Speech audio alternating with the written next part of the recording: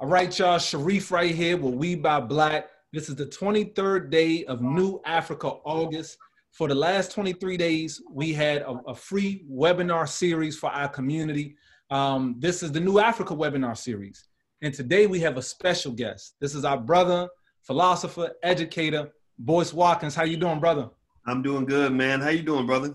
Man, I'm doing excellent, man. Doing excellent, man. We appreciate you coming on to joining us. You know, I know that this is a tough day for a lot of people. How are you doing? How's your family? How's everybody?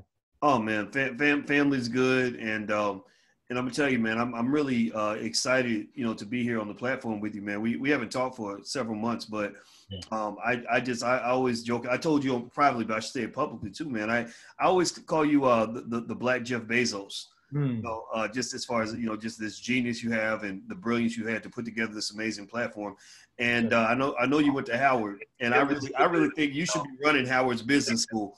If you were to Howard's business school, we would have a million new entrepreneurs in the generation, man. So God bless you, brother. Much respect. Man, hopefully, man, one day if I get that invite from Howard, man, I'll come in and do what I could do, But definitely. We on a mission, man. We on a mission to produce every single thing that we need. That's the bottom line. From a toothbrush all the way into our own cars, our own airplanes. That's the mission, and I'm making that one of my life goals. Among other things that I would like to do, I like to listen to Sade, paint, I want to sing sometimes, but, one of the things that, before I leave this earth, if God willing, I want to make sure that all the infrastructure is there for all the things that we need and want, that we're in position to produce that for ourselves, man. Well, yeah. I love that. I mean, that's what makes you a visionary. A visionary can see a couple of generations ahead and realize, okay, this is the stage we're at. This is what we need at this stage, right? So again, digging deep into the Jeff Bezos comparison, Jeff Bezos had this great vision he put together on building artificial planets.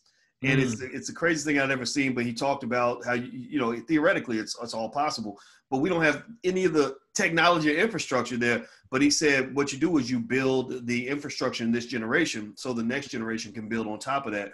And so the work that you're doing is building that groundwork so that our kids can just take it to a level that we can't even see. Yes, sir. Yes, sir. Most definitely, man.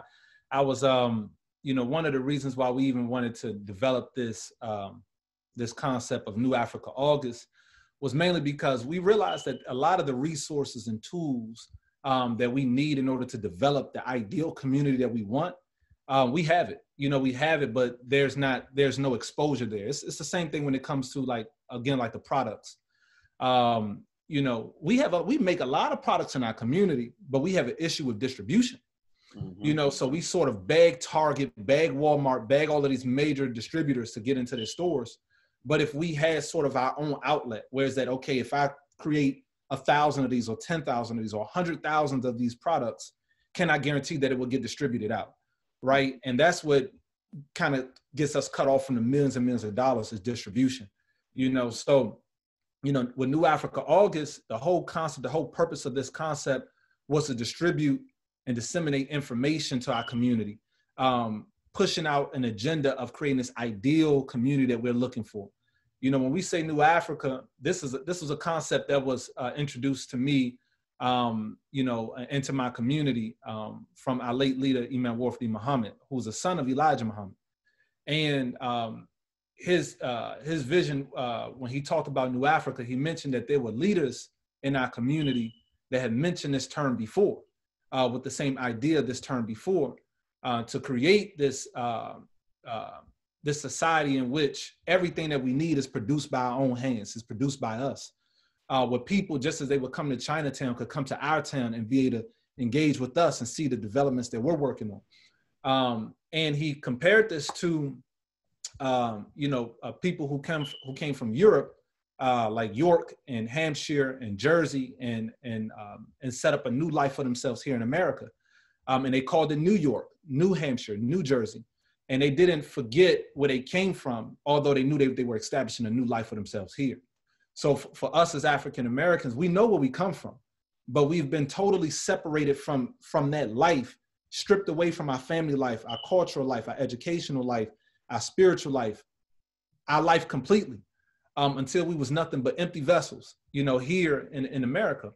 So what we're doing now and what we're trying to do is establish a new life for ourselves, a life that would represent the best of human life. So we want the best educational system. We don't want to just pattern ourselves off of a system that just exists. We want to try to produce the best one. We want to have the best business infrastructure. We don't want to just follow the capitalistic structure that's here today. We want to look at a system that involves the cap or the head and the heart, right? We want to look at not just looking at the political system that exists today as they're giving it to us today, but what's the best political system to help further the world, not just our community, but further the world in general. And that's where, that's this whole concept of New Africa. And the way that we defined it is the physical manifestation of our collective desire and urge to do for ourselves so that we may position ourselves to do for the whole world. So really there's a leadership component there. But first, in order to get there, we have to do for ourselves. That's the basics of life. You know, you can't tell nobody what to do, and we haven't done it for our own self. So, man, we appreciate you, man, coming on here.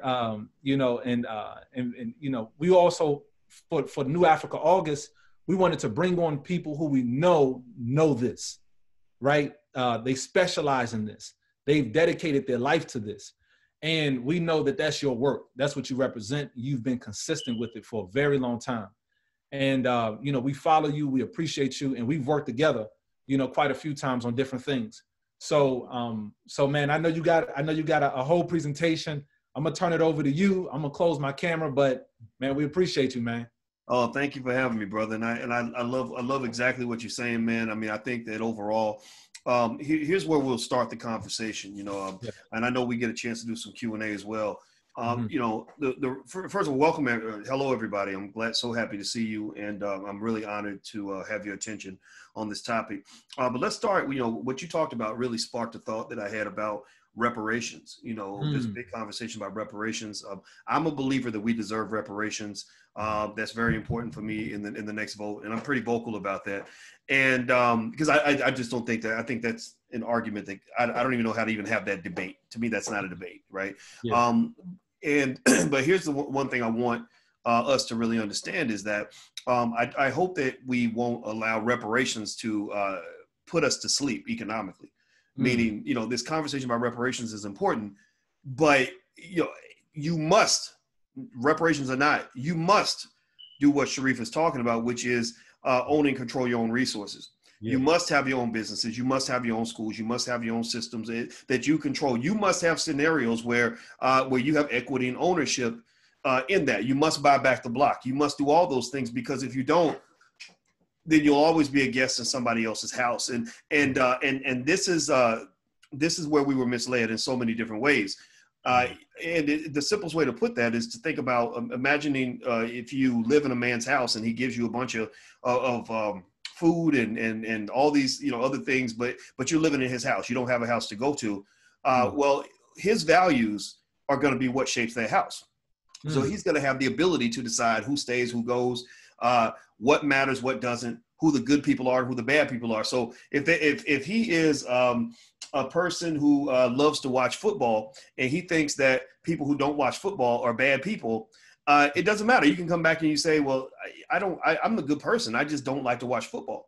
Well, if he makes the decision to say, look, you don't like football, that makes you a bad person. Get out of my house. Then you're stuck. So that becomes, and then what happens is we believe, we see that as racism. Oh, that's racist for you to tell me I have to get out for doing something that I didn't do, or for being a person that I'm really not. That's not so much racism as much as it is just power. Right? Power says that in my house, I make the rules. They don't have to be fair. In my house, I don't know about your house, Shareef, but in my house, this is not a democracy. We're not going to take a vote if you are a guest in my house. I might give you the illusion that you have some power, but the minute I decide that things are going to go in a different direction, that's going to happen because I'm the man of this house and she's the woman of this house, and we make all the rules. So the bottom line for Black people and all the people in our community that care about this message is that you must build a house. You must own a house. It must be yours. even if you go visit somebody else's house. So if you want to go work for other people, that's fine. I'm not shaming that, right? If you want to go partner with other people, that's fine. You should do that, right? You should participate. You should be a full participant in the global economy. But what you're missing is you're missing an anchor, right? You can't sort of float around and participate in what everybody else has got going on when you don't have a base that you can go to, because you're not ever going to have respect. Your friends will disrespect you even more than your enemies if they know that you don't have a base. If they look at you, it's like if there's a kid down the street who's always eating in my house every single day, I might feed him as long as I can, but I'm not going to treat him like he's one of my kids. He's not a family member. He's not a relative. If there's only, a little food left, I'm feeding my children first. And then I'm gonna look at him and say, well, ain't you got a house to go to? Don't your parents live down the street? Like where, and so for us as Black people, we are economic and political orphans.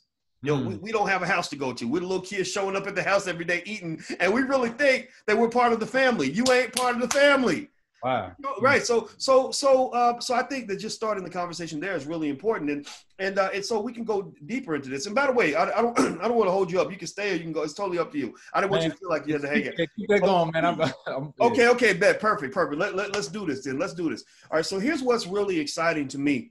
I'm notoriously pessimistic about a lot of things sometimes. I try not to be, but sometimes, I'll tell you, when I first started doing this stuff, I was on the faculty at Syracuse University.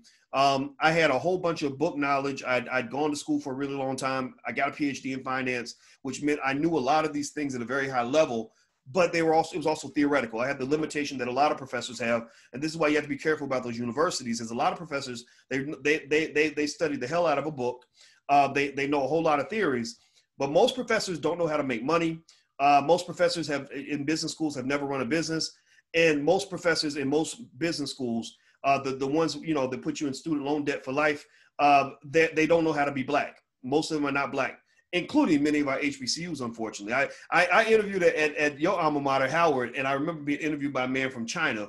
And then a lot of my colleagues were from other places that were not here. And it's fine. I'm not judging. I'm just saying that that's what it is, right? So my limitation really came from the fact that I had to acknowledge the fact that I was a slave. I had to acknowledge the fact that I wasn't as free as I thought I was. I had to acknowledge that I wasn't as woke as I thought I was. Right? I thought that I was successful. I was not as successful as I thought I was. And I couldn't understand. I said, okay, I've done everything I'm supposed to do. I worked hard, went to school a long time, and stayed out of trouble. And I was making a lot of money, but I didn't feel free, and I didn't feel like an asset to the people that mattered to me. I was teaching a lot of kids who were not Black. Most of them were white and Jewish. They came from wealthy families, and many of them would go down to Wall Street and make a boatload of money. So I'm teaching them all these secrets to Wall Street. I'm really kind of the help. Right, I'm the educated nanny, right? Just like slavery, I'm educating these kids who are not Black and sending them off into the world doing these great things. So I said, my gosh, I really need to find a way to wire back into the community, and not in a superficial way. Right? Superficial way is, oh yeah, I volunteer at the Boys Club every Saturday, or I go back to the hood every now and then. That's not a real connection. That's not really elevating the community. A real elevation, a real connection is when you say, okay, I've transitioned my entire life so that I'm giving at least 30, 40, 50 hours a week to solving the Black problem, the Black wealth problem. So at that point, I dedicated my life to solving the Black wealth problem. But before I could solve that problem for everybody else, I had to solve it for myself. I had to figure out, what was going on with my life and how I could be free enough to even do what I wanted to do. And the first thing I figured out is I said, I can't really do the things that need to be done. I can't do the hard work necessary and say the hard things that need to be said if I'm up here working for somebody else. I'm going to get blackballed. I'm going to get fired. I'm going to, all these other things. And all those things did happen. Those things all occurred, and it's fine. It was all a blessing. And I remember feeling very frustrated because people weren't really listening. I didn't get a lot of encouragement. I didn't have a lot of people saying, yeah, that's right. Yeah, teach wealth to Black people. Black people really, they love wealth. I had Black people telling me, lots of Black people saying, that's not going to work, right? You're limiting yourself, right? Like, I don't know, Black business owners in the house, raise your hand, because I'm sure you go through the same thing where you've had people say, well, you're limiting yourself by using the word Black. You shouldn't put the word Black in your, and that was one of those times where I was so happy that I actually went with my spirit and my gut and not with what people were saying, because there was nobody saying that this was a good idea at all. And I remember feeling very frustrated because I felt like I was swimming upstream against the wind and trying to swim through molasses. You know, I really felt like there was no momentum behind me. Nobody got it. Nobody cared. And so first thing was, to my surprise, there were people that cared. And that was kind of the first base. But in general, the population broadly did not care. You know, if you look at what the rappers were rapping about, they weren't rapping about the things that you and I talk about. They were rapping about a lot of the stuff that, you know, that some of our rappers rap about, right? All the things, you know, just a blueprint for self-destruction. That's what it was. Economic self-destruction, psychological, physical, all these things, right? That's what hip hop, some parts of hip hop had become. And I just kind of kept going. I kept doing this. And what happened was around 2012, when Trayvon Martin got killed, there was just this instant, really amazing switch where suddenly it wasn't as bad or as scary to be Black in public. You know, I started seeing people come out the closet and kind of say, you know, I really am Black. And yeah, we really do have injustice. We really do have to talk about this. And I remember having an event with Cornel West in Brooklyn around that time. And I remember right before that, he was complaining that, you know, young Black people are sleepwalking. Y'all just sleepwalking. You know, well, he's not saying that now, right? So you fast forward to today. Now we got Jay-Z's latest song is called Entrepreneur, right? Okay. We have all the rappers talking about it. Charlemagne the God is asking Joe Biden questions that he would never expect from a Black entertainer, right? You know, we have millions and millions of people talking about buying back the block. In fact, it's become almost assumed that one of the leading issues for Black people is economic empowerment, reparations, Black-owned business. Like, the dialogue has shifted in an amazing way, and this is powerful, man. I mean, this is so exciting. I really think that, again, despite the fact that I might have been pessimistic and a little annoyed at, you know, in the beginning, this is the opportunity to be optimistic and to realize what an opportunity you have, because we've done something here. You know, the work you're doing with We Buy Black and what we're doing in the Black Business School and what other people are doing in the community, man. I mean, I really think that this is going to be something that our children and grandchildren and great-grandchildren are going to be talking about 100, 150, 200 years from now, you know? And so to that point, I think that now it's time to really settle in on this and continue to hone in on the simple work necessary to develop, as you mentioned, the infrastructure for the Black economic revolution. That's what I refer to this as. And the Black economic revolution is rooted in something that we call the Project 2070. Project 2070 is this. Look, let me explain it like this. Growing up, I heard a lot of talk about using words like equality, inclusion, you know, diversity. Those terms never interested me or excited me. Those were just the lamest, weakest terms. It never did anything for me. I said, look, I'm a competitor. I like to compete. I don't want to run a race and try to tie, right? I don't believe that power is something that somebody just hands you. Power is something that you have to fight for. I believe that we're in a competition, even with our friends. And so Project 2070 is built out of this basic idea. It says that I believe that if we do things right in this generation, and this all goes through the parents, this all goes through all of you, you're all a part of this process. Everybody's a soldier in this. I believe that if we do what we need to do with our children right now in this generation, by the year 2070, Black people can be the most economically intelligent, economically capable group of people on the planet. Like the same way we're known for being great basketball players, great football players, great rappers, we will be known for being great entrepreneurs, the best real estate developers, the most extraordinary investors on the planet. And so I think that doing this is something that I think we can unify around. I think it's something that our children will thank us for.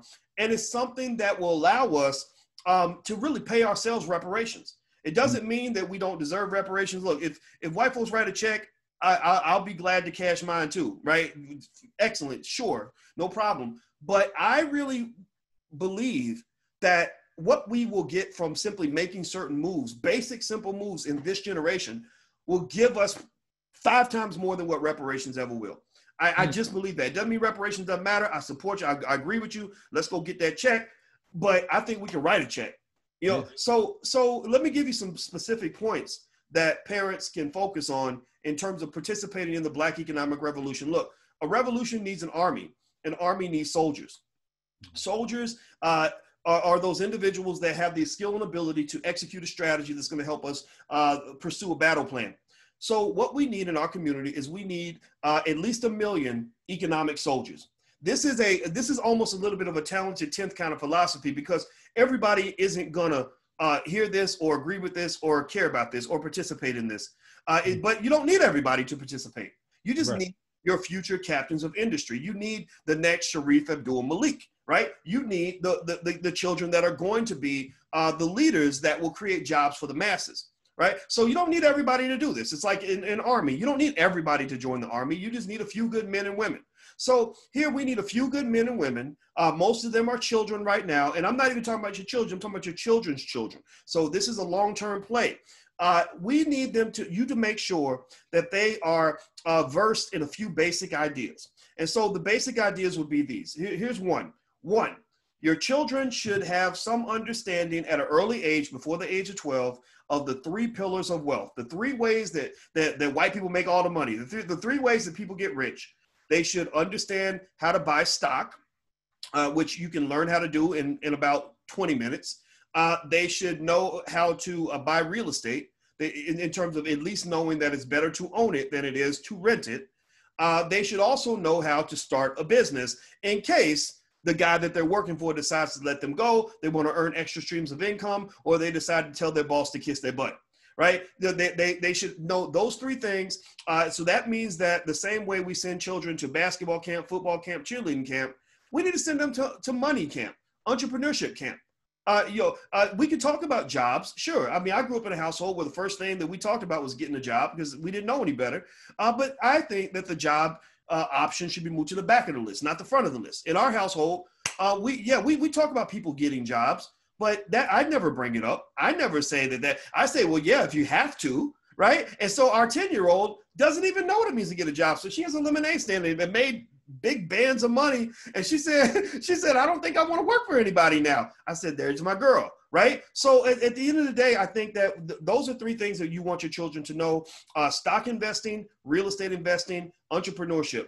Those are the 3 ways that people get rich in America. If your children are as good at those 3 things as we are at basketball, football, and everything else, then they will excel. You see, wealth is a competitive game. It is something where the person who shows up to the table, who is best trained, who's best prepared, who has the most skill, is going to win.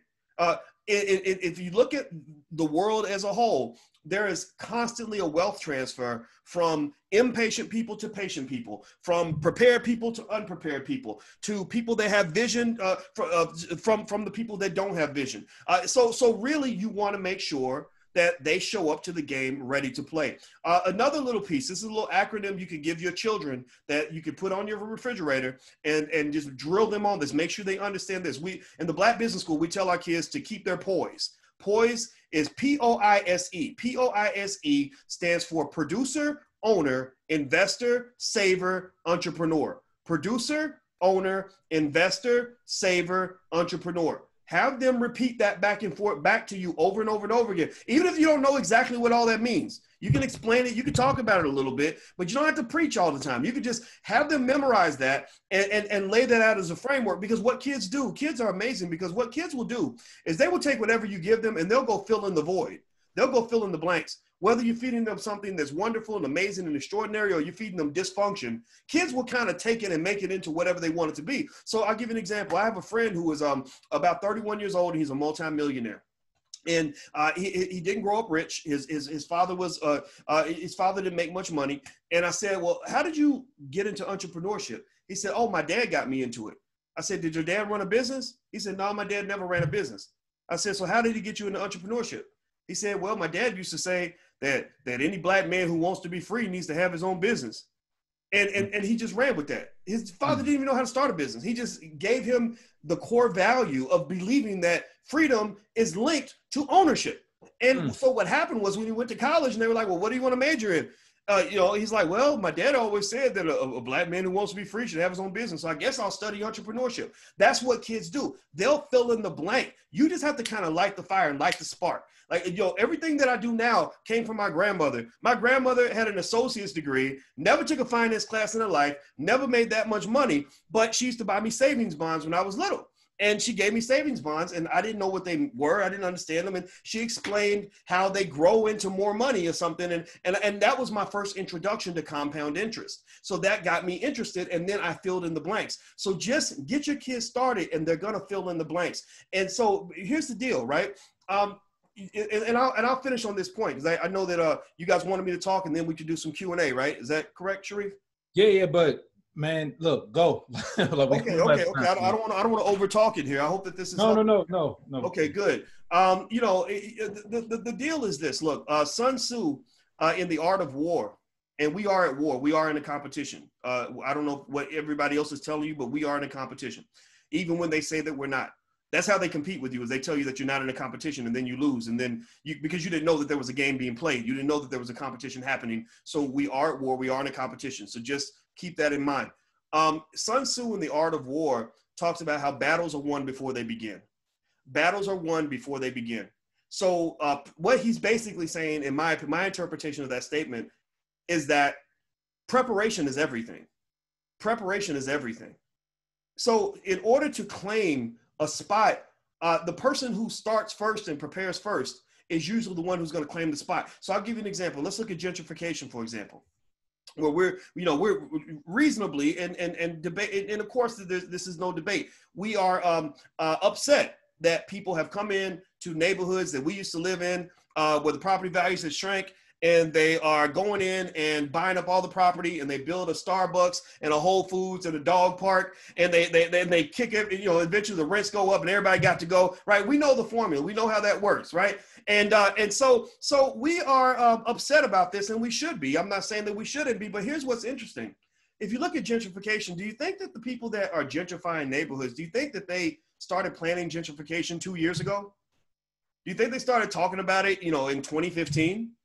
No, they were planning this in the 1970s.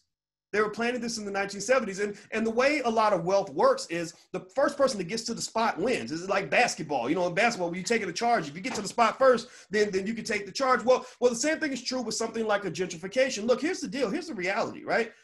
Some of that property, we were sitting on that land, and we saw no value in that land because we saw no value in ourselves. So what I'm talking about here is not just technical. It's actually spiritual, cultural, psychological. This is a reflection of value systems. Would you argue that ownership is one of our leading, most important core values as a people? I would say that it's not. I would say that it's not. A lot of that land that people were able to come and buy was always available. We had middle-class Negroes getting fancy jobs, moving to the suburbs. They didn't want to go to those hoods. They didn't want those houses. They didn't want that land. Who wants to live down there? Right? We wanted to be where we thought the ice was colder, and we left behind the gold mines that were right in our own neighborhood. But then, we done left the toy on the ground, and the other kid runs along and picks it up and starts playing with it. Now we're mad that you got our toy. They saw value where we didn't see value. There are people who see more value in us than we see in ourselves. We know this.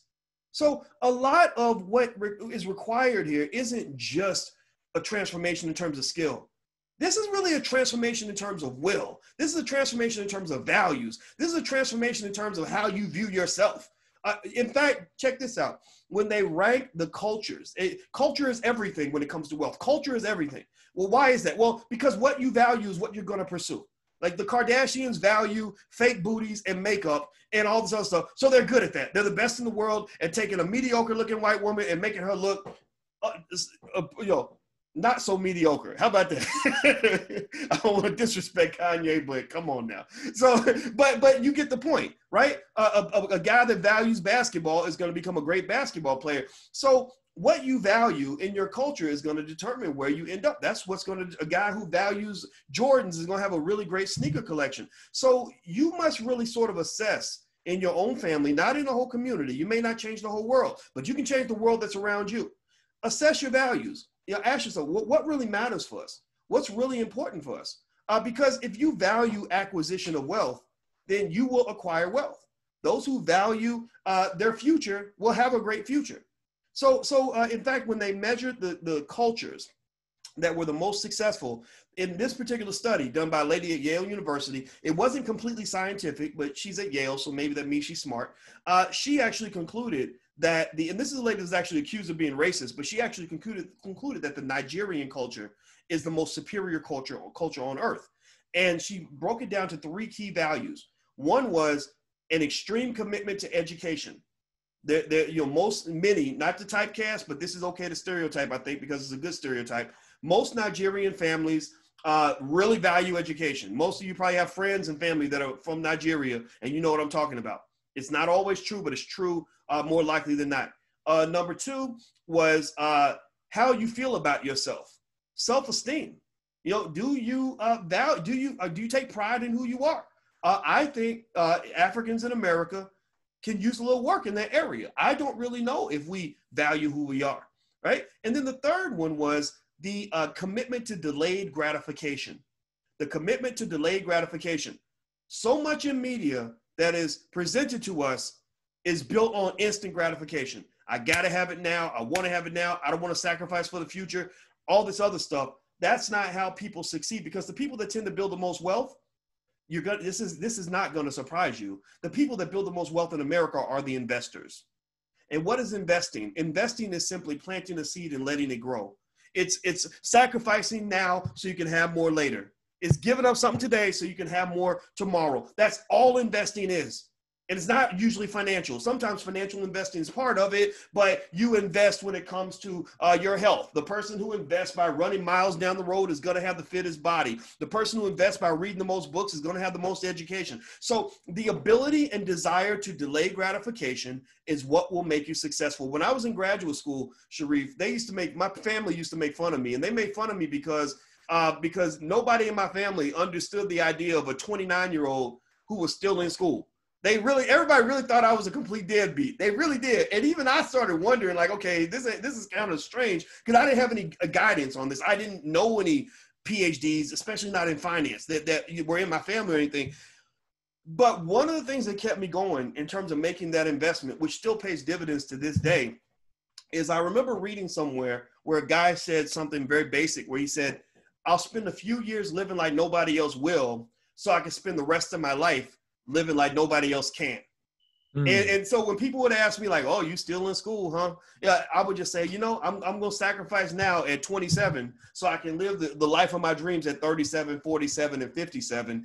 And that was an investment decision, because there are a lot of things I could have been doing with that time. A lot of things that my friends are doing with that time that wasn't beneficial to them. So teach this to your kids, man. Teach this to your kids.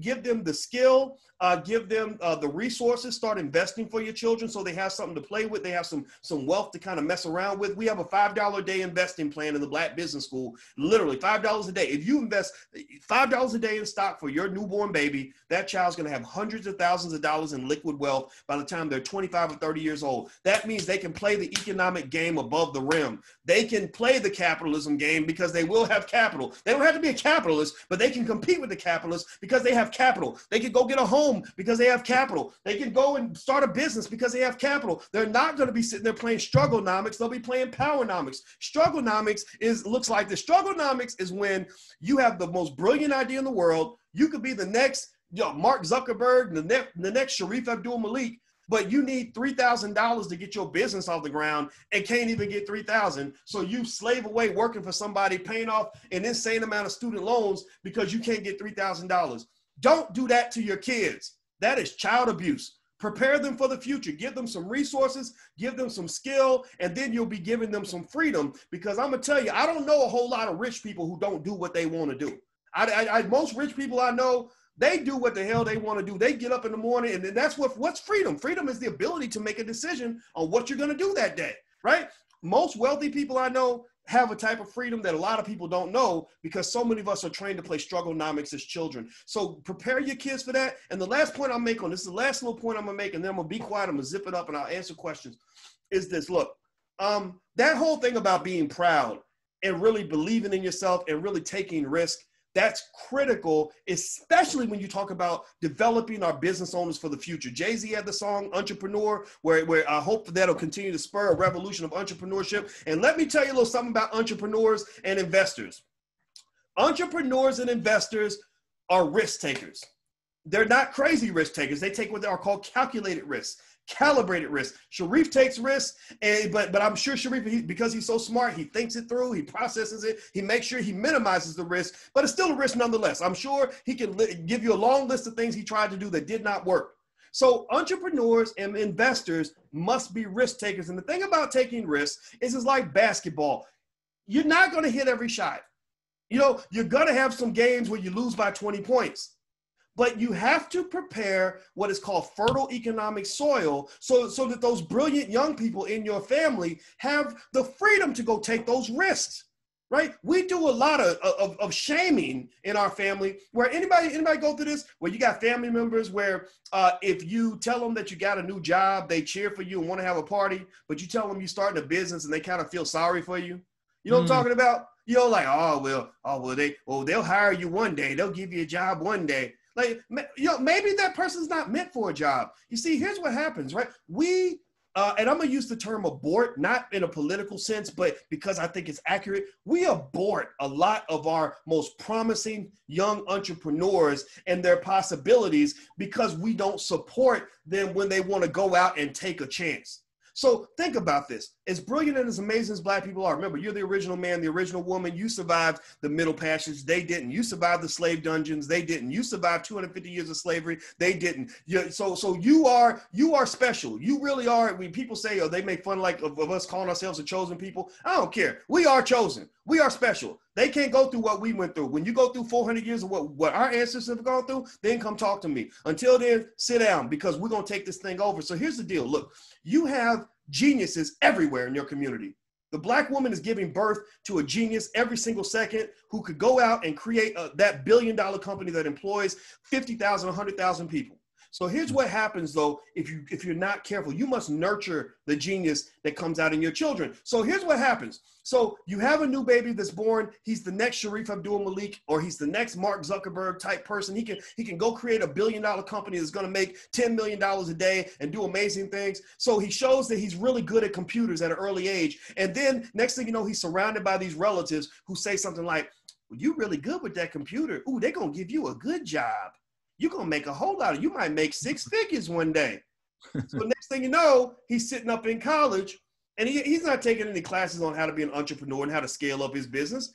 He's learning how to go work for somebody so that some guy who's not Black, some company that's run by entrepreneurs can see his genius and say, ooh, we can take what he knows and we're going to scale it up and keep the money for our people in our community. You see, you got to face the fact that a lot of the reason that you don't get the wealth that you deserve as a people is because you're allowing others to extract that which is most valuable from your community. You're letting people take your entrepreneurs. You're letting people take your athletes. You're letting people take even those children that are in the public schools that are failing and make money off the kids. They're making money off you like crazy. So evacuating that system is something that has to happen immediately. I believe we need to take over this process. Our core values are, we believe Black people should educate our own children, create our own jobs, and support Black business. If we do those 3 things, then in the next generation, we will win. I'm done talking. Thank you all for listening. I appreciate it. Man, that was excellent, brother. Most definitely. Most definitely. I've seen quite a few questions coming through. So we're going to highlight some of these asked questions.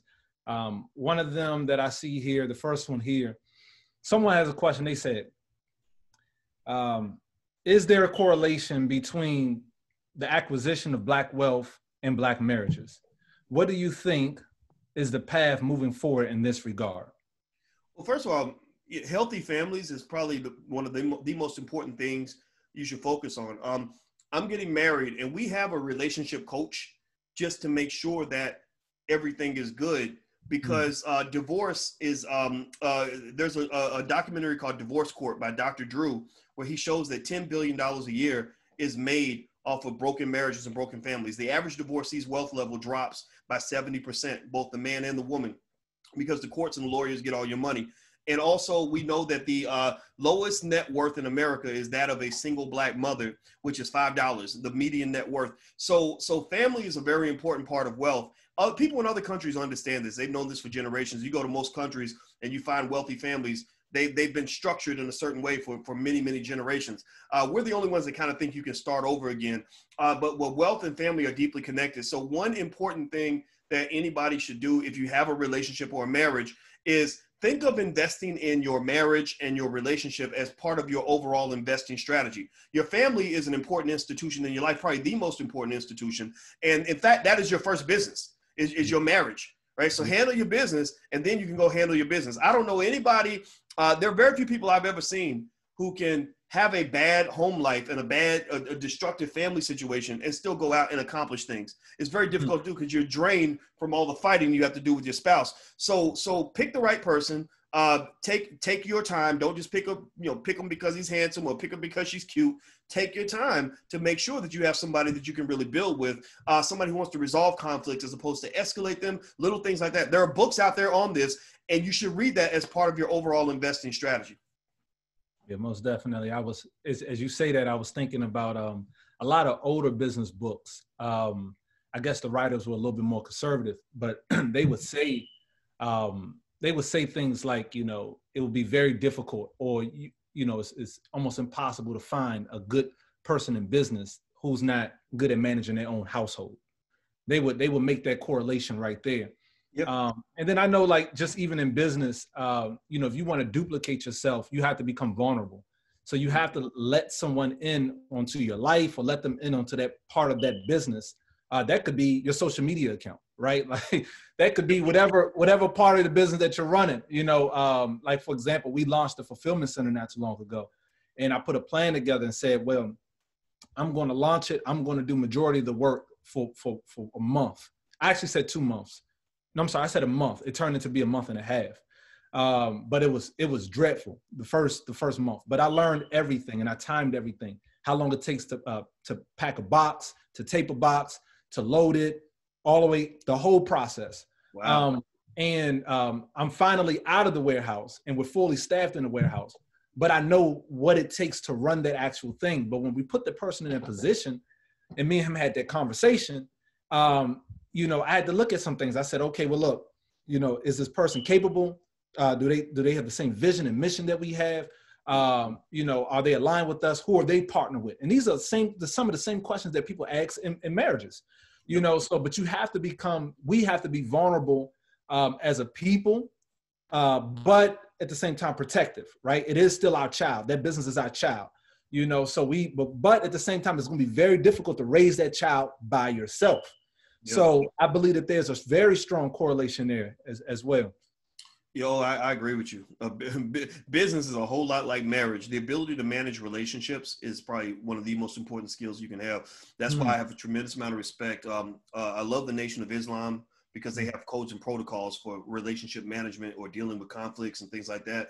Also, George Fraser, he wrote that book, Success Runs in Our Race, all about networking and maintaining relationships. That's really important because if you run around just destroying relationships, then it's like chopping off all your limbs and then trying to run a race. You're not going to do as well. Most definitely. So there's another question here. And this one here says, where did it go? I'm sorry, I lost it. Let's see if I can pull it back up. This one, okay. It says, what would have to happen between now and the election for us to market and gain traction with the plan of action akin to that of Dr. Claude Anderson, what he discussed? So I'm guessing this is someone who follows you, probably, saw the latest talk between you and Dr. Anderson. Yeah, I don't really see the election as any sort of particular deadline. I think that everything's incremental. And so I think that one of the great achievements that we've had as a people, and I don't really care who you vote for, and people that follow me, they know I've made plenty of jokes about the political process. But at the end of the day, the greatest thing I'm most proud of is the fact that that Powernomics concepts are now out there in the mainstream of Black people. You know, we got a lot of the rappers, you know, I heard from Ice Cube and Kanye, and you know, as crazy as Kanye can be, we know Kanye's a little different, but you know, but they're supporting Powernomics. They're using their platforms to really push these important issues. Charlamagne the God, you know, people like that, even Tiffany Haddish, you know, and so to me, that is a great turning point for Black people, because it's really sort of elevating the idea of Black people having economic sovereignty. And so that to me is going to be what matters more so than who wins the election. I'm not, you know, maybe I'm biased, but I'm just not a guy that I sat here and I sat for years watching and being excited about whatever candidate was being elected, you know, all the way back. I remember in college, you know, I'm a little older than you, man. I remember when Bill Clinton got elected, how excited we were about that. And then eventually I said, man, there's got to be a better way. Let me try something else. You know, so I think that we made a lot of progress, no matter who gets elected. Even if Trump gets reelected and people don't like that, I just really think that we're building a train that's going to be hard to stop. I really do. You know, I want to go back to the topic of reparations. Now, considering the fact that, you know, African Americans, we're spending a lot of our dollars outside of our community. You know, let's say if there was a financial amount, you know, a dollar amount to that will be awarded or given to African Americans, would you believe that same dollar amount will leave our community as quickly as we received it? For some people, yeah. I don't think that I'm not totally pessimistic about it, but it would be a stimulus for a lot of people that are not Black. You know, it's because economics is a game, and there's so many people that are positioned to just sit back and wait for the money to trickle out of your hands. You know, the money's going through your hands, and they just sitting up underneath you, waiting to just pick it all up. And that's real. But I still support reparations, and I also think that I support it, but I support it in a little bit of a pessimistic way, in the sense that I don't think that our government has the resources to really pay it at the level they need to really pay it. You're talking about a debt that's far beyond anything they could pay. I'm talking about 3 or 4 times what the stimulus package was that they did for the whole United States. You're talking about $14 trillion, really, that's actually owed. So I think when reparations comes through, it's going to be some BS. It's not really going to be something that is at the level that it should be. And we're going to be encouraged to accept it, because it'll be, you know, many will say, oh, it's the lesser of two evils, better than nothing, that kind of thing, right? That's kind of what we're used to in politics. I've heard some interesting ideas, though, that I think a little bit better, like, you know, maybe something with taxes. You know, if you're Black, you ain't got to pay taxes, or you get a big tax credit for a very long time. That would be a good start. I think I think that they could actually get away with some very easy investments in Black communities across the country, in terms of supporting the business owners and creating, you know, where we could create the jobs. So, you know, I think with reparations, I think that we have to remember a couple things. One, whether they write the check or not, you still have to own and control your own resources. That does not ever change. And then 2, we must make financial literacy and economic intelligence an important priority, so that when that check does come, or if things do change, we're ready to receive those resources and do something smart with that, right? And we're not stupid people, but we're not necessarily at a point where we have prioritized wealth building as much as we should. Yeah, there's a brother, Robert Bowl. He says, I believe in buying back the block. I believe in poise, which the acronym that you described earlier. There also exists many racist policies which restrict our access to the financial system. Regardless of our level of poise, I believe we need to buy back the block and fight racist policies. Do you agree that we need to do this? And which one would you prioritize more? Buying back the block, because if you read Powernomics, which I suggest everybody take a look at that, Dr. Anderson's website is powernomics.com. He actually talks about all these issues, these political issues and things like that. And he talks about it as a multi-story building. And the foundation of the building must be built before you can go to the higher levels. And the foundation of the building is economic power. And then he says, okay, once you have economic power, then you can have political power, because your government is run by the people that have money. So your economic power gives you the ability to control the politicians, which then takes you to that next level where you're talking about policing and things like that. You can control the police because you control the politicians, and then you get to education, right? So basically, I'm paraphrasing here, but he says that none of this really works if you don't have an economic base. The political system does not work for people that don't have an economic base. It just doesn't. It becomes an illusion. It's like having a driver's license and you can't even afford to get a car, right? You can't even, so if you got a driver's license and you can't afford to get a car, that means that somebody must provide the car that they might let you drive, but they usually won't give you the car and they won't let you drive it unless you're driving it where they want you to go, right? So you think you're empowered, but really you driving Miss Daisy, or they putting you in the back seat of the trunk and you riding wherever they want to go. Right? You need to be able to buy the car before you get the license. The car is more important than the driver's license. So voting is the driver's license. We need that, right? That's fine. No problem. Voting and participating in politics and civil rights and fighting racist policies. I agree with all of that. But you got to get the car before you go get the driver's license, because if you don't, then whatever you have, people can take it away from you really quick. And we've learned that already through what happened after the civil rights movement. Now, in closing, because you dropped a lot of gems in this conversation, and I see people still constantly asking questions. Some of them are repetitive. What are some of the things that you would say? Understanding this concept of New Africa. What are some of the next steps that we must take as a people, that we should prioritize as a people? And I would say that platforms like yours and like ours, what are some of the things that we can do to help foster and advance this? Well, first of all, patience is really important. It really is. Like we use another funny acronym, OPP, to talk about what it takes to really build long-term economic infrastructure. And OPP stands for opportunity, patience, and perspective. Right? So opportunity means identifying opportunities and utilizing that. Like a lot of times people see a problem and they get frozen up by the problem, whereas builders and entrepreneurs tend to see opportunities where others see problems. They realize, if I solve this problem, then that can be a wonderful outcome for me, right? So COVID, I think, was a great example where there were people who sat still in frozen fear, and then there were people who were making moves.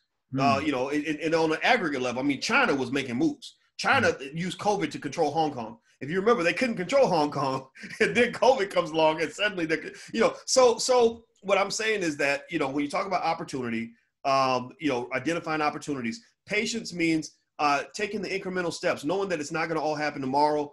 You're really like a person that's trying to walk from New York to Los Angeles, and you're not going to get there in 2 steps or 3 steps or in half a day. It's going to take a lot of little steps in that direction, and you just got to know which direction you're stepping in. Perspective means having a broader long-term perspective. For example, in investing, those who have a long-term perspective are much better investors than people that are trying to make a fast dollar. Fast dollars, it doesn't work. Long-term perspective is where you say, I'm not worried about what happened today because I'm thinking about the next 5 years. And that even applies to life. When Alicia and I get into a debate or a disagreement about something, I'll freeze up and I'll say, am I really going to care about this 5 years from now? And I'll say, no, I won't. So then I'll just stop talking. I'll say, let's talk about something better, right? So perspective is really important. And so with this, scenario in terms of developing the infrastructure, I think that we have to realize we have a big job in front of us. And most of our most powerful, most effective teammates are not even born yet. The people that are really going to take it to the next level is not. I don't think it's going to be me and you. They'll remember you. Maybe they'll remember me. But they're going to take it to a different level from where we are, because they're going to have more to work with. They're going to have opportunities that we can't even dream of. And what we do is we prepare them to receive those opportunities and really take them to the limit. And so I think at the very least, some basic things we could do right now is, one, we got to take over the educational process. COVID gave us a hell of an opportunity to do what we always knew we needed to do, which is to get our kids out of those poisonous public schools. Get your kids out of those toxic schools. Don't send them back. you got this. You can educate them better on YouTube than you can by sending them to that lady who doesn't even care about them at all. Just by the fact that you're giving them love as opposed to hate, that right there is 80% of it. When I was in school, I hated school, and it was because the people I went to school with hated me, right? If I'd been around people that loved me, I would have probably seen my potential much earlier. I wouldn't have made those D's and F's on every report card. So taking over the educational process is something we can do. The support of independent Black-owned schools, very important. We have the schools. Muhammad University of Islam educates 12-year-olds like they are graduate students. Freedom Home Academy has 7-year-olds doing things that most high school kids can't do. These schools are there. We just have to support them, right? So taking on the educational process, you go deeper into supporting Black businesses, right? Building and supporting Black businesses. So that's a seesaw. It's a love relation, like between a man and a woman, right? The man does his job, the woman does his job. Next thing you know, a beautiful baby is being born. So the producers and the consumers in the Black community both have a job to do, right? If I'm a consumer, I'm buying Black. I'm looking for the opportunities to circulate the dollars in my community, et cetera. But on the other side, what you're doing is really important because you're challenging the consumers to fulfill the need, right? We've convinced the consumer to buy Black. The producer must produce Black.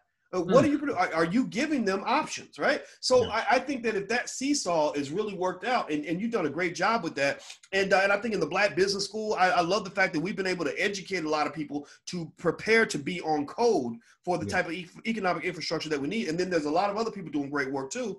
I think what you're seeing is you're seeing the circulation occurring. You're seeing the developing of infrastructure, the development of an economy, the development, most importantly, of the psychology necessary to build a Black economy, right? The habit of buying Black, the habit of building Black, the habit of getting things from Black, even little basic things like stopping the leakage of massive amounts of wealth that was occurring through student loans. People don't know this, but the number one reason that when they predict that Black wealth is going to trickle down to zero by 2053, the number one variable in that decline is student loans, right? So you're being hit hard because the area where you think you're making the most progress is where you're actually going backward the most. Wow. Most people know somebody who is deep in student loan debt, ain't got no plans to ever repay it, and is going to die in debt. Well, in the economic game, if you die in debt, you didn't win the game. You may not have lost, but you didn't win, right? So ultimately, I think just the fact that you now have lots of spaces where people are learning online, right? Again, COVID did this, and I'm happy that it did. I don't like COVID, but this was a great move for our people because now you're seeing millions, if not billions of dollars being reallocated to buying Black, getting education through Black channels, and being a part of the Black economy. And if we do that, then at the end of the day, I think we're going to build something powerful. So to summarize that point and close it up, here's the deal. Here's how easy this is. If you really want to look at a simple framework, we have that $1.3 trillion a year that goes through our pockets.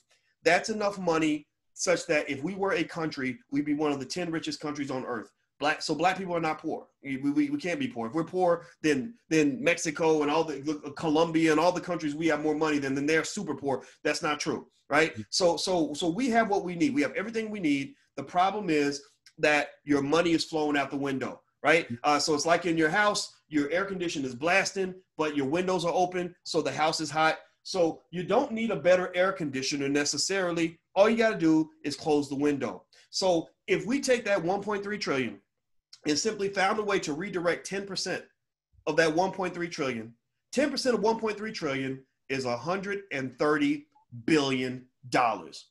That's 10, 20 times more money than it would cost to buy the entire NFL. That's enough money to create thousands and thousands of Black millionaires every single year. Dozens of Black billionaires every year if we wanted to, right? We've got what we need. We just have to sort of learn how to work it a little bit better. And I think that's what's going to make us successful. So I'm happy that there are people here that just haven't given up on us because I'm really optimistic. I'm more optimistic about the future than I've been in a very long time. So we just got to go in there and get it. And most definitely, man. As you was mentioning that, my mind went to, just how layered these things are economically that sort of separate us from other people. And there's a person here that I'm working with in Atlanta that have to order about 95,000, have to get 95,000 shirts.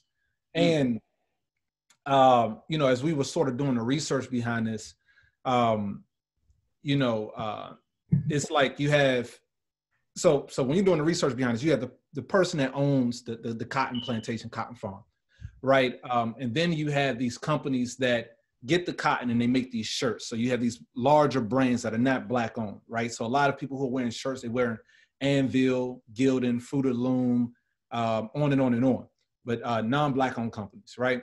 Then you have these distributors. So then you have these large distributors where you probably got Alpha Broder, you have S&S, you have, you know, whatever these other ones are, Atlantic Coast Cotton.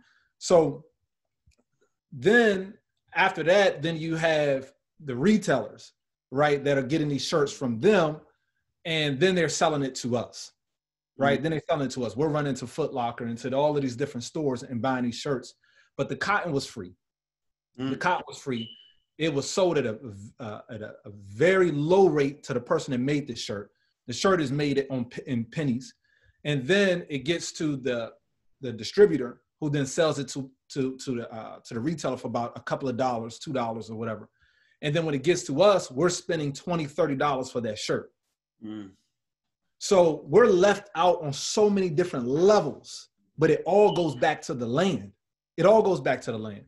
Doritos, Cheetos, all of these companies, these are brands, but those people are not in the business of creating Doritos and Cheetos. They're in the business of corn, right? And that's what's free. So we're left out from all of these different levels, and we have to get back to that, owning the land, cultivating the land, and then establishing these brands. So some people ask us, and they be wondering, like, are we working backwards? You know, not to be real, like we are. We're working backwards, but it's a strategy. You know, it is a strategy. Whereas that for right now, I think that the most important thing for us to do right now is, especially when you're talking about the psychology of our people, we didn't own a toothbrush. You know, we just didn't have a toothbrush on the market just a couple of years ago. So, and it was celebrated in our community, but this is something extremely insignificant. It's just a toothbrush.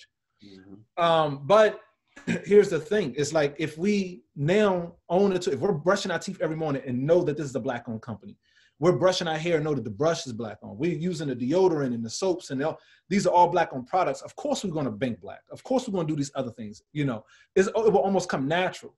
And then if we start on that process, then it'll be a lot easier for us to say, look, we got 1 million toothbrushes coming in, but we're getting these toothbrushes made in China or wherever. Let's not order from them anymore.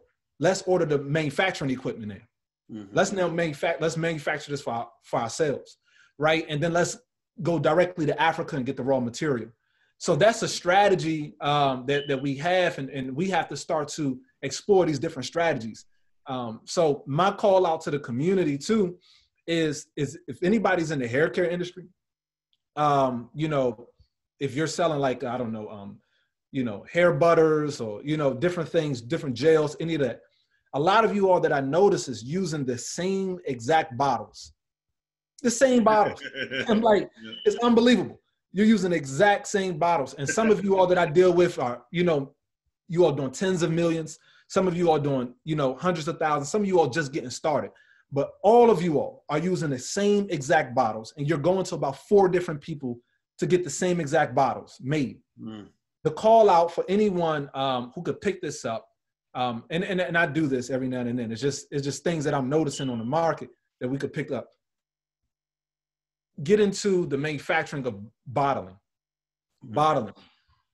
because if we had one person in our community to produce the bottles that we can say, because it's one thing to tell everybody in our community, say, all right, look, everybody who has a hair care a product, you know, you all, let's do some collective purchasing together. Instead of you all paying 50 cents by yourself for that bottle, if we all order it together, we'll pay 20 cents. And that will save on our bottom line. That's one way. But then another way is to say, let's do that same thing. But then now the person that we're going to purchase it from is our own people, is our own person. So let's look at those numbers and see, what does that take? That may take, to establish that here, that may take $500,000, but that's a house in DC. Yeah. That's a house. That's a house in DC. That's not even a house in Harlem. That's a house in DC. So these things are not as difficult. But what's happening is that we're left out on these process. We're just trying to compete to see, oh, you pay 50 cents. Well, I pay 49. You know, we're just competing on that level. You know, so man, I love that, man. I mean, I think that taps into something that I think we really want to make sure our kids get exposed to is, you know, there are so many fascinatingly simple and hidden ways that other people are becoming millionaires and billionaires in this country. You know, and it's such a crime. This is another reason why we should own things like media, is because we only see the rappers and the basketball players, and, and that's not even that's not even half of 1%. You know, when you go to the other side, you'll have people that are making millions of dollars with businesses where you didn't even know that was a business. You know, like wait, manufacture the chemical that goes into the paint, you know, and they're like, oh yeah, my family's been doing this for 4 generations. And so it goes to your point of understanding that whole process. And so it's a matrix that a lot of us are being exposed to for the first time. But I think that there's a lot there, man. I love that. That's what you said is perfect. Man, most definitely, man. So, you know, man, we appreciate you, man. And I want to respect your time. It's now 7:10.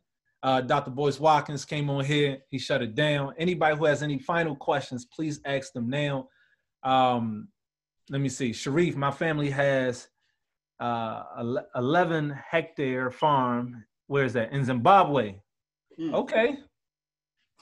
Let me see. I keep hearing you are looking for connections to produce markets abroad in our community. Most definitely. Most definitely we are. You know, we, as I mentioned, you know, Africa is our family, is where we come from, you know, and I think we're on to something very major. But I believe that, you know, African Americans, I believe we have to break it's going to be a difficult habit, but we have to break it. We have to break it. We have to fight against it, because I'm telling you, the moment that we start producing everything for ourselves, then the conversation for, like, even when it comes to reparations, you know, it's like we'll be in such a good position. We'll be in such a good position that it would just be different the way that it's asked for. Like, it'd be just a different conversation. It's like, y'all know y'all owe us that, right? Yeah, pay that. It would be more like that, you know. It'll be a little bit different the way that conversation is had, you know. But yeah, but most definitely. So we're looking at Africa. We have to. I have to definitely get to Africa. I just haven't been. You know, I haven't been. You know, I really haven't traveled too much at all. You know, I like to study a lot to see what's going on. But I said if I ever was to go, it couldn't be for a week. It had to be literally for probably about a month, and it would be a business trip. It would be a business trip, and I would like to figure out where are all the manufacturing plants, you know, in these different countries in Africa, and how can we work together to build up each other. You know, build up each other. There's so many products that we're using here in the United States that are just not ours. When we go into Walmart, or to Target, or to Whole Foods, 99% of the products we put in our cart are not Black owned, and the ones that we believe that are Black owned, they already sold out. We just ain't get the article yet. They don't sold out. We just didn't get the article, you know. But that's what's happening. You know, your mortgage is the #1 expense. That, you know, when you receive your check, or, you know, if you know, whatever, you know, your mortgage is going to be the #1 expense. You know, here in Atlanta, you want a 1-bedroom, 2-3 bedroom, you can pay between $1,000 to $1,300, right? For people that is making $3,000, $4,000, you know, a month, that's a third of your income. So a third of your income out the gate is going to someone right now that is not Black, not in our own community. You know, we're renting, you know, we don't own the property. So a third of our income right now is going to someone that's not in our own community. And that's why yesterday we had a young brother, still in his 30s, I think early 30s, is saying Salim, who has a multi-unit property here in Atlanta. I want to say it's 238 units. And this is one of his developments in his portfolio. But, you know, he talked about how this property, they're building like this paradise idea of a community, where you come onto it's an apartment complex. But when you come there, you know, you would think that you're walking into paradise, honestly. I mean, the neighbors is and the majority Black people, everyone is very friendly. People will say, you would think you could just leave your door open and go to sleep. They got a small farm on that property, the gardens on that property. It's a very beautiful site. And he talked about, you know, how he came into that development, and he talked about, you know, our dollar, like a third of our dollars leaving our community immediately. Mm-hmm. And then after our rent or mortgage, after our rent or wherever we leasing, then you're looking at our the second highest expense is our groceries. Mm-hmm. So now, you know, so this is a whole nother conversation. Now you're talking about half of what we bring in, half of our income is leaving our community immediately. That's why 6 hours, because as soon as you get your check, you're paying your rent, you're paying for groceries, let alone going to the movies, going to the restaurant, going to all these different places. But everywhere we're spending our dollars, not in our own community. So I think a very important fight first is to, one, we have to get rid of anything that's causing us to hate ourselves. Anything that's causing us to hate ourselves, then we have to get rid of that in our community. That could be images. That could be, we know a very detrimental image was a white Jesus in our community. We know that. So removing these images, wherever we see them, removing them. And then practicing self-love, love for each other. It's going to be difficult. You're not going to be able to go into definitely not going to have a successful business or marriage if you don't love that person. You're not going to be able to do anything if you don't have love for that person, business relationships, etc. You're not going to want to buy Black if you don't love Black people. Like it boils down to love, you know. Yeah. After we love each other, then we have to start looking at these different things like, okay, how do we establish, you know, multi-unit properties with all of our people who are renting from this place here, and we got $1 million going into that building a month. There's 1,000 units, everybody paying $1,000 over there. How do we establish a multi-unit here where we have 1,000 units here and everybody's paying $1,000 a month? Immediately, you will see millions of dollars come back to your community. When you set up a grocery store in your neighborhood, which we're working on here in Atlanta, when you set up a grocery store, then, you know, if the average family is spending $400, $450 a month in groceries, and you take 1,000 families, right, which is not a lot of families, but if you just take 1,000 families, then that's $450,000 every single month that will come right back into your community. And that's if the grocery store is Black owned. But what about if the grocery store not just Black owned, but majority, if not all of the products on the shelf are Black owned? Mm. That's a whole different ballgame. When a sister launched a grocery store out in California, we flocked there. It was the headline. Everyone started flying to California. It was amazing. But the products in there weren't Black owned. Oh wow, really? The products weren't Black owned. So yeah, the products weren't Black owned. So we have to like I said, so many different layers that when we think that we're progressing, it's not even progress, really. Mm-hmm. You know, it's really us just making someone else richer. And it is just an emotional excitement for us. You know, I feel like I'm buying Black, but the truth is none of that money really came to our community. Mm. None of it came to our community. Well, you know what's interesting, man, is also, I think in addition to that, one way of looking at, you know, progress and prosperity for the community is that, you know, while we're aiming for scenarios that are closed off where the money hits the Black community and just keeps circulating, there's another dimension to Black economic progress, which comes down to how are Black people doing? You know, how is the average Black person just doing in the world? Which even goes beyond, circulating the dollars. And what I mean by this, I'm still talking economically here. If you're talking about a median Black family, or you're talking about your family, you know, most people in here, you know, they have the first place you start is in your own home, your own family. Right. Are they in a position where they feel financially free and secure? Right. A Black person can be financially free and secure, even if they're buying Black, say, you know, whenever they can but what also is going to play a big part in your ability to be doing well in the world is, are you invested? You know, do you have assets or liabilities? You know, are you a consumer or producer? You know, what are you just financially safe? You know, and so imagine this, right? So imagine if we weren't immediately able to achieve every goal we have as far as buying black and things like that, which we know is very important. But imagine if we just flooded the market with so many black entrepreneurs that the black entrepreneurs and investors were just everywhere. You know, we were buying property. Maybe we're buying a white neighborhood, or we buy a neighborhood where the people that live there are Italian.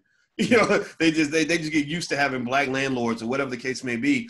And as a result, those individuals, because they have that economic consciousness, they're allocating resources to the black community. They're hiring black people. They're buying black products. They're investing in other black entrepreneurs. I think that we can achieve a type of power from that too, right? Like, for example, with the Jewish community, you've got some areas and enclaves that are 100% Jewish. Jewish owned this, Jewish owned that, money circulating in the Jewish community. But then you just have Jewish people that are just out, just living, that are still very successful. They might own your bank. They might own the TV network. They might own the grocery store, right? And they don't care necessarily. They may not care whose products are there or who's shopping there. It's owned by the Jewish guy. You know, so to some extent, the Jewish community, and I'm using this as a positive example, actually, in terms of what they did. You know, no anti-Semitism type thing going on. You know, the Nick Cannon stuff got on my nerves. But, you know, I think it's interesting how you got this community where when I look at the way, say, a Jewish kid is raised, from what I know, I see, I do see some commitment to circulating dollars in the community, but I see an even greater commitment to just making sure you're financially intelligent, so that wherever you are, even if you're in a place where nobody around you is Jewish, you're still going to be the person who ends up with the wealth, because you're going to make smart economic decisions, right? Like you're going to aim to be an owner. And that's a conscious choice. It's a choice to decide, you know, I don't really want to waste my money. You know, one of my friends lived in New York, and real estate in New York is very expensive, but he said, I was raised in a family where you really want to own property. So he did what he had to do, and he didn't go out, didn't go to dinner, didn't do whatever for about a year, so he could save up enough money for a down payment, because that was a priority. So even if he spends his whole life surrounded by white people, he's still a property owner. You know, he's still the landlord, which is actually what he does right now. Right, he's still financially secure. So I think that in addition to that, I agree with what you're saying. I think that the community aspect is critical, because then that allows us to create these economies that we're seeking to create.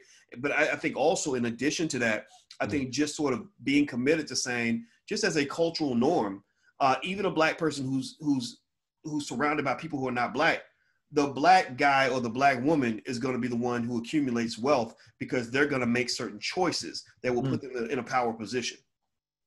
Yes, sir. Most definitely. All right, y'all. That's Boyce Watkins, Dr. Boyce Watkins, here on the segment today. This is New Africa August, the 23rd day of New Africa August.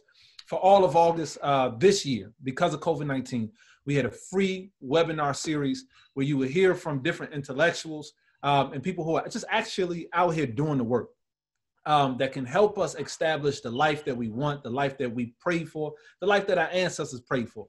We have a month for ourselves, you know, Black History Month, which we celebrate and recognize our history. But New Africa August is for us to look at where we are now and start to plan and put together a system for our future.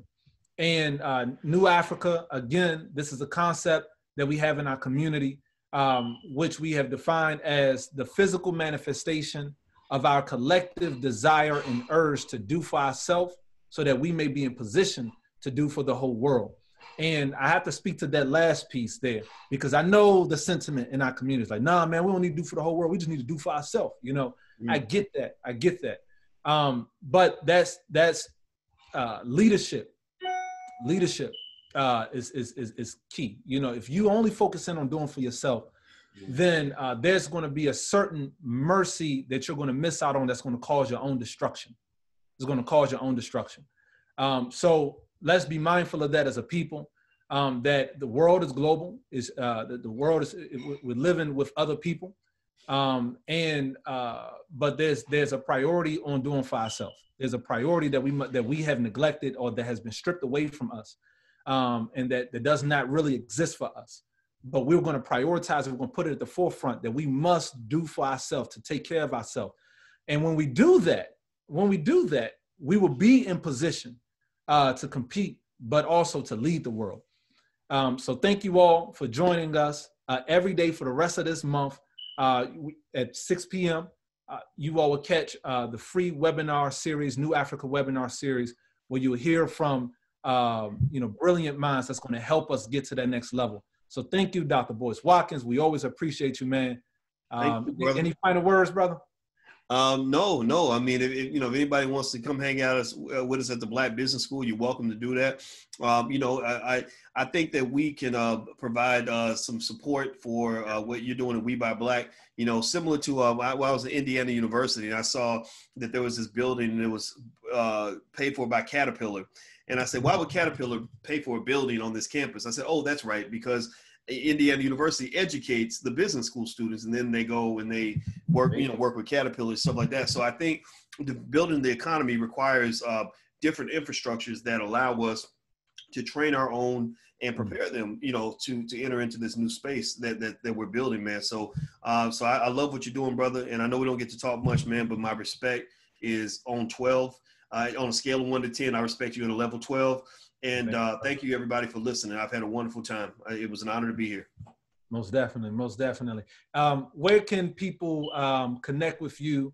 For all those that is watching this on Facebook, what link could they click to connect with you? If you want I would like to give everybody who would like to read it a free copy of my book, It Takes a Village to Raise the Bar. And you can get that free book at allblackeconomics.com. That's allblackeconomics.com. So you go to allblackeconomics.com. You can get the free book, and you also be on our list. And we supply tons and tons of free information from the Black Business School, and we're going to just keep it moving and be very consistent. Yes, sir. Yes, sir. Well, you definitely got us as a supporter. We appreciate you. Thank you for everybody that joined in. We'll catch you all tomorrow. Peace. All right. Peace.